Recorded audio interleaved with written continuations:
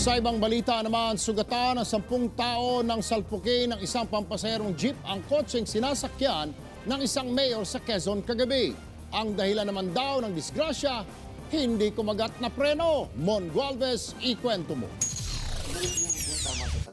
Mga sugat, bugbog at bali sa katawan ang inabot ng 10 tao dahil sa salpukan ng pampaserong jeep at kotse sa barangay Wakas, Tayabas, Quezon kagabi. Kasama sa mga nasaktan ang mayor ng Humalig, Quezon na si Rodelo Tena at ang kanyang misis at anak. Base sa investigasyon, papuntang Tayabas ang jeep bandang alas 7 kagabi.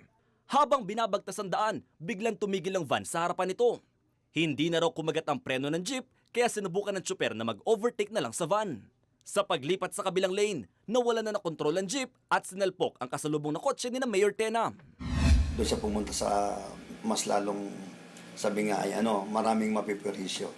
Sapagkat umiwas ka doon sa tao, tao rin naman ang binangga mo. Nagkataon din na masikip ang kalsada dahil sa road construction. Dahil sa ginagawang bahagi ito ng kalsada, halos isang lane na lang nadaanan ng mga motorista, kaya naman nang mawala ng preno ang jeep, nasa pool kaagad ito ang papasalubong na kotse. Kabilang sa mga sugatan ang 71 taong gulang na pasahero ng jeep. 2 linggo siyang mararatay dahil sa bali sa balakang. Hindi niya maiwasang sisihin ng driver ng jeep. Baka hindi na sa kanya ang mag-drive. Prone to accidents ka. Nakakulong na ang driver ng jeep na si Joselito Natay. Aminado rin siya sa pagkakamali. Gawa po na hindi ko po naman sinasadya yung ganong pangyayari. Ay talaga po lang wala akong magagawang mapag-iwasan na. Iniisip ko po na pag ikakabog ko sa pakanan ay may hinuhukay doon ay baka po naman mabaliktad ay di maraming masasaktang pasahero ko. Nangako ang driver na sasagutin ang gastusin sa pagpapa-ospital ng mga nasaktan.